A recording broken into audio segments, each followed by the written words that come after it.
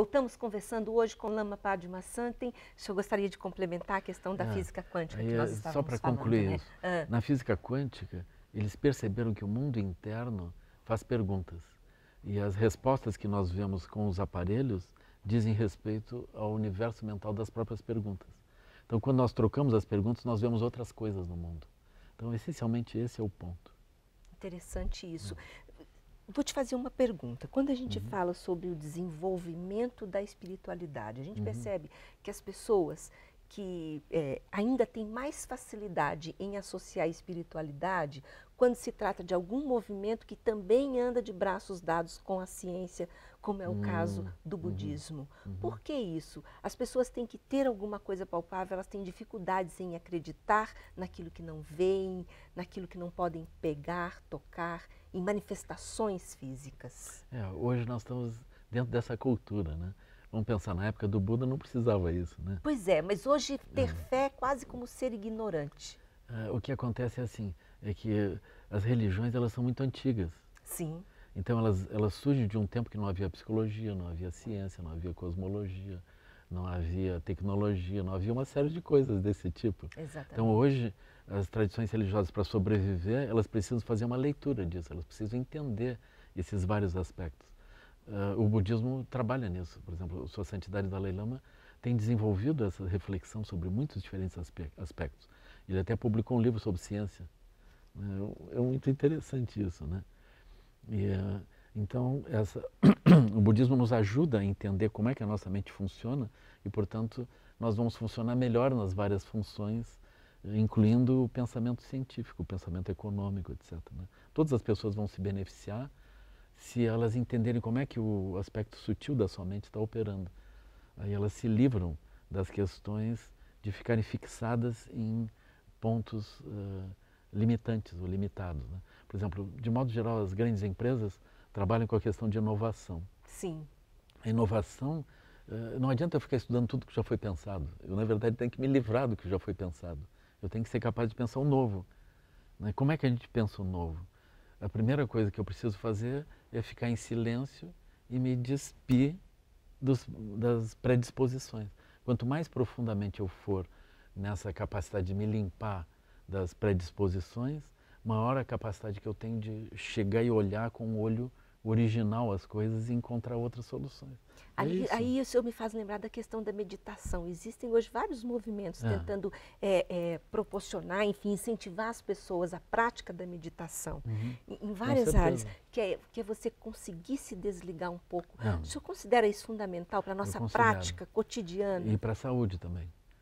Porque, por exemplo, eu agora recebi um e-mail ontem, né, tratando disso. Foi feito um estudo publicado nas revistas acadêmicas, assim, sobre a duração da vida associada à meditação. Né? Então as pessoas descobriram que, enfim, quem medita tem uma substância interna lá que surge. É meditar?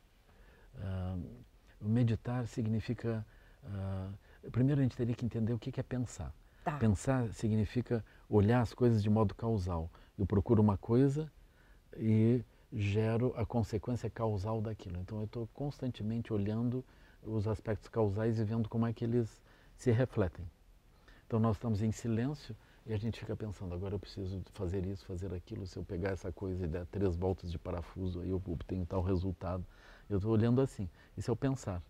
Mas a mente não está limitada ao pensar apenas. Ela, por exemplo, ela pode gerar sabedoria, que é uma outra coisa. Então, no budismo, nós vamos trabalhar com esse aspecto de sabedoria. E para acessar isso, eu preciso remover os condicionantes que me levam a esse pensar. Esse pensar está totalmente condicionado.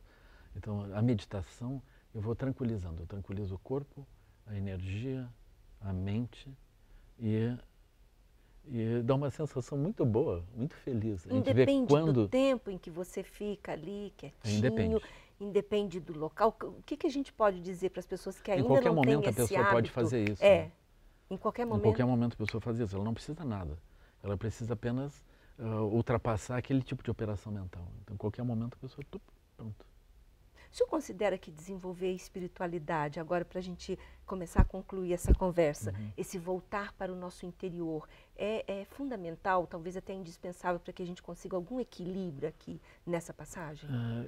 Se nós não desenvolvermos a espiritualidade, é como se nós fôssemos crianças ingênuas andando no mundo.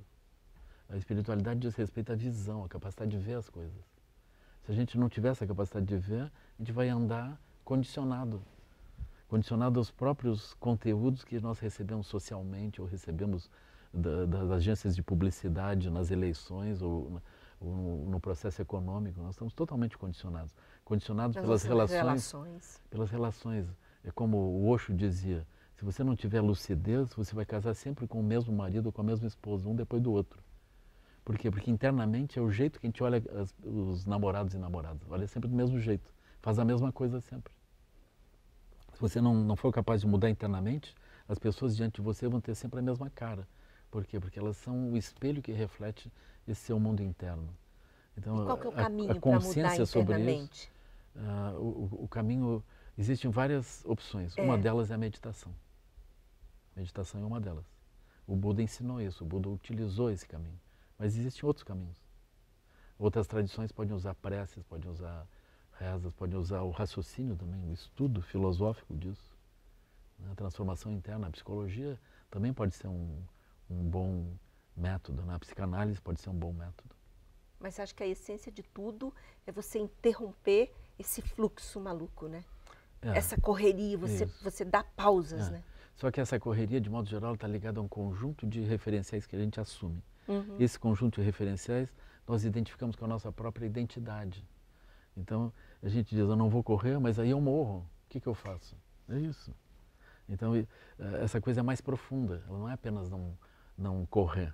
Nós temos que fazer uma mudança nesse conjunto de paradigmas e referenciais que nós utilizamos, que, por sinal, está associado socialmente à própria destruição do ambiente. Isso está tão internalizado em nós que nós acreditamos que se a gente seguir assim, a humanidade termina e o planeta termina. O planeta não termina nem a humanidade, o que termina é esse modelo, essa forma de olhar. Não, nós não morremos diante disso porque a gente vai mudar. Então, quando as crises se instalam, o que vai acontecer? Nós inevitavelmente mudamos, porque a gente não consegue mais fazer o que está sendo feito. Então, nós criamos o novo. Na medida que a crise vai se instalando, o novo vai surgindo, é inevitável. Então, até eu posso traduzir que essa é uma esperança para a gente, tipo assim, não ter medo, não ser fatalista, não achar que os problemas da vida, que as desgraças, que os sofrimentos que todo mundo tem, significam fins de processo, fim da linha, não, né? Eu acho que é uma limitação da nossa mente imaginar que vai ser o fim de tudo. Não é o fim de tudo. É o fim desse tipo de vida, desse tipo de visão limitada. Nós podemos ter vidas muito melhores se a gente gerar outros paradigmas e outras visões, assim. E na medida em que isso se torna impossível viver assim, por exemplo, devido ao alto desemprego nos países de primeiro mundo, né, a gente pensa, eles desenvolveram toda a tecnologia, toda a visão de inteligência, toda a cultura. Eles estão há 500 anos explorando aqueles ingênuos, eles invadiram a América, eles mataram os nativos. E o que resultou daquele ouro todo, daquela prata toda que resultou o desemprego de hoje, dentro dos próprios países deles. Qual é o problema? A crise que nós estamos vivendo hoje não é uma guerra, ninguém está atacando ninguém. A crise é o próprio paradigma que foi até o limite. Aí nós mudamos isso. Quando os ministros dizem que os jovens portugueses e os jovens espanhóis têm que emigrar, isso significa que o país está falido. Por quê? Porque a juventude é o futuro do país. Quando nós não temos empregos para eles e dizemos para eles emigrarem, o que aconteceu com o país? O país está fixado num modelo que é incapaz de se abrir e acolher os jovens. Pense. Mas para a gente concluir, então, há esperança? Com certeza. É que a gente não está vendo, as pessoas que estão dirigindo não estão vendo, mas quando as impossibilidades ocorrem, aquele percurso não se dá mais. Então as pessoas olham em volta e seguem outros percursos. Mesmo que a visão seja muito curta, eles seguem outros percursos. Né? É assim. Muito obrigada por essa reflexão aqui no Gente.com. Foi um prazer falar com o senhor. Nós conversamos hoje com Lama Padmasambhava, grande mestre budista. E o programa está terminando. A gente se vê na próxima edição. Até lá.